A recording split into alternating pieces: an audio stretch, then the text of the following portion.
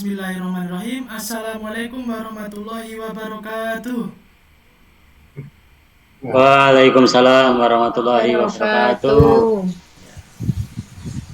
Baiklah anak-anak, pada kesempatan pagi hari ini kita akan melanjutkan pembelajaran, yaitu adalah menghadirkan sholat dan dzikir dalam kehidupan sehari-hari.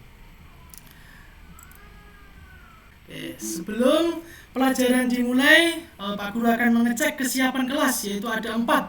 Yang pertama yaitu buku pelajaran PAI dan Budi Pekerti sudah di atas meja semua. Oke. Saya lihat, ya sudah semua. Yang kedua yaitu kerapian atribut seragam. Oke. Sekarang Pak Guru akan mengecek satu persatu, apakah bajunya sudah dimasukkan, dasinya sudah dipakai. Oke, semua sudah lengkap. Kemudian yang ketiga yaitu kerapian kursi dan meja. Ya, untuk kursi dan meja diluruskan, yaitu adalah patokannya paling depan. Oke, sudah lurus semuanya. Yang terakhir adalah kebersihan lingkungan di dalam kelas. 4 kesiapan kelas untuk pembelajaran sudah kita lalui. Berarti pelajaran siap dimulai.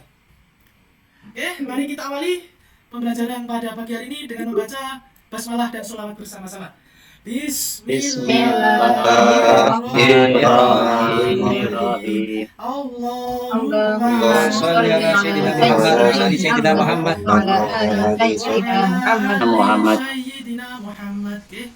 Baiklah, dengan membaca basmalah dan sholawat tadi, insya Allah pembelajaran kita selalu diiringi oleh Allah keberkahannya dan diberikan syafaat pertolongan ketika kita sedang ulangan nanti. Amin. Amin. Oke, pada kali ini kita lanjutkan. Pak Guru mempunyai motivasi. Jadi sebelum belajar dimulai, kita harus punya motivasi dalam pembelajaran. Ini Pak Guru bikin pantun ya. Yang pertama yaitu di muka ada tahi lalat, ada otak untuk berpikir. Jangan tinggalkan sholat, jangan tinggalkan zikir. Nah, itu ya. Kemudian yang kedua, semangat belajar, belajarnya agama. Cita-cita harus dikejar, jangan tunggu lama.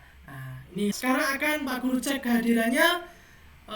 Yang pertama yaitu adalah Aprilia. Yes, sir. Hadir. Yang kedua Topaji.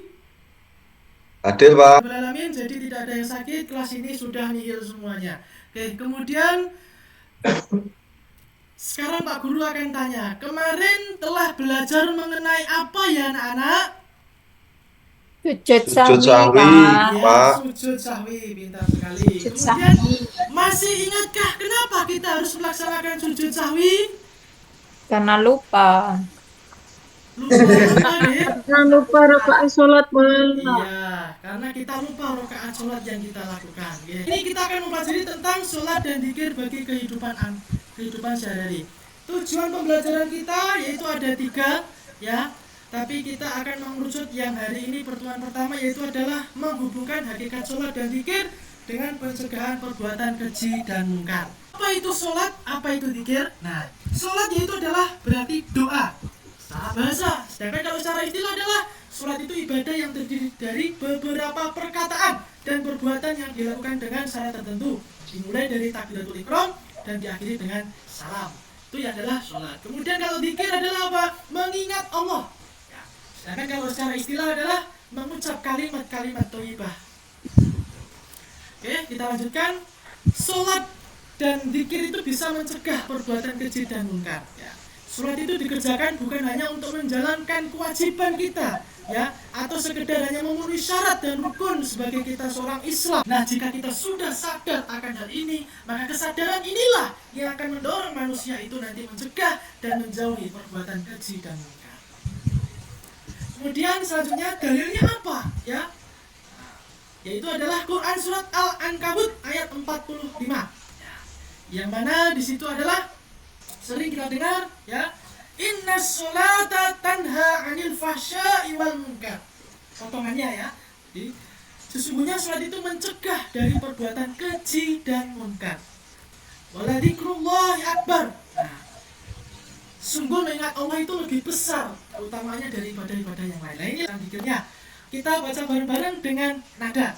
Ya anak-anak, biar semangat. 1, 2, 3. Subhanallah Subhanallah walhamdulillah Alhamdulillah. wala ilaha illallah, Allahu Akbar. wala haula wala quwwata illa Billahil Aliyyil Nah, Azim. ini adalah minimal sekali ya. Jadi ketika setelah sholat harus membaca zikir. Oke. Kemudian apa sih keutamaan, apa sih hikmahnya, apa itu manfaat dari zikir dan sholat? Paling tidaklah kalau hikmah zikir manfaatnya yaitu membuat orang lebih bersemangat ya. Kemudian hikmah sholat manfaatnya mendidik disiplin dan menghargai waktu ya, jelas. Karena apa? Sholat itu ada waktu-waktunya tertentu. Contoh misalkan kita sholat subuh, sudah itu diberi batasan paling tidak sebelum matahari terbit ya. Nah, kok kita melaksanakan sholat subuh di jam 1 siang tengah bolong, kira-kira boleh atau tidak? tidak. Oke, tidak boleh ya. Tuh. Kemudian yang terakhir yaitu gimana tuh Pak caranya mengamalkan sholat dan zikir agar bisa secara istiqomah, secara konsisten ya, tidak bolong-bolong ya, dan yang pasti sholatnya diakhiri dengan khusyuk. Nah, yang pertama yaitu sadar dulu bahwa sholat dan zikir itu adalah cara kita mendekatkan diri kepada Allah. Sholat.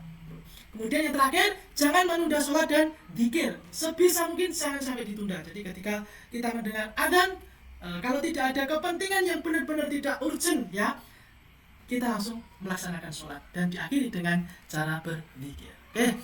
Kemudian tadi materi sudah Pak Guru sampaikan, kita akan berdiskusi. Kelompoknya sudah Pak Guru bagi ini.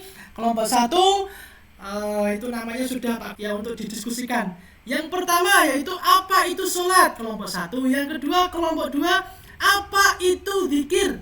Kemudian yang kelompok 3 apa saja bacaan zikir yang bisa dilantunkan atau bisa diucapkan.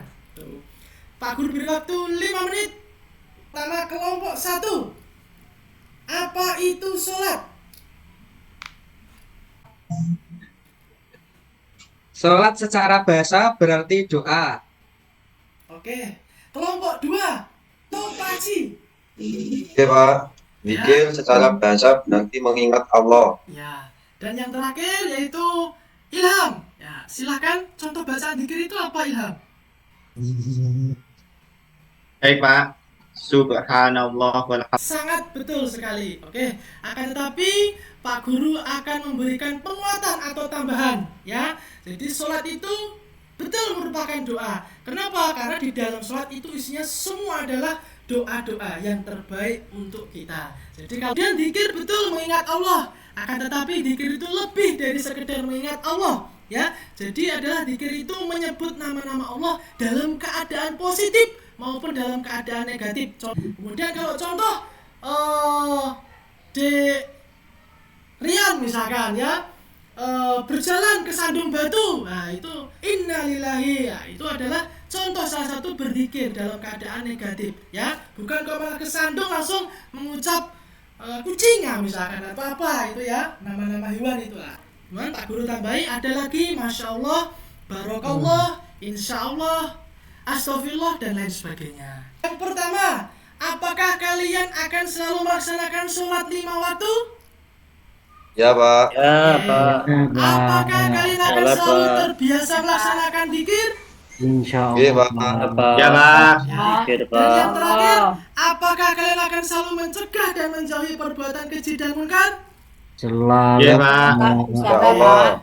Kemudian diakhiri kali ini nanti Pak Guru akan memberikan satu kertas ya. Ini adalah tes formatif atau tes akhir materi atau per tema, yaitu ada 5 pilihan ganda. Nah, untuk bisa dikerjakan dalam waktu 5 menit. Oke, silahkan dikerjakan. Ini nanti akan menjadi nilai formatif harian. Oke, terima kasih anak-anak semuanya. Kemudian pertemuan selanjutnya kita masih dalam pembelajaran sholat dan zikir bagi kehidupan. Apa itu? Yaitu membuat quote atau kata-kata tentang sholat dan zikir bagi kehidupan. Di mana? Di media sosial. Ya, contoh misalkan yang punya IG, Instagram, upload di Instagram. Yang punya WA, upload di WA. Yang punya YouTube, upload di YouTube. Yang punya TikTok, di TikTok dan Facebook, di Facebook dan lain sebagainya. Nah, ini adalah tugas atau pertemuan kita selanjutnya. Nanti akan disediakan tablet satu persatu dari sekolah. Oke, terima kasih. Marilah anak-anak kita tutup pembelajaran kali ini dengan membaca zikir bersama-sama. Subhanallah, Alhamdulillah, wa la ilaha illallah, Allahu Akbar, la hawla wa la quwwata illa billahil aliyyil azim. Sekian. Apabila ada salah kata, mungkin Pak Guru lupa, karena sesungguhnya al-insanu makhlukun khata' wa nisyan, manusia tempatnya salah dan lupa. Bila itu hidayah, wassalamualaikum warahmatullahi wabarakatuh. Waalaikumsalam warahmatullahi wabarakatuh.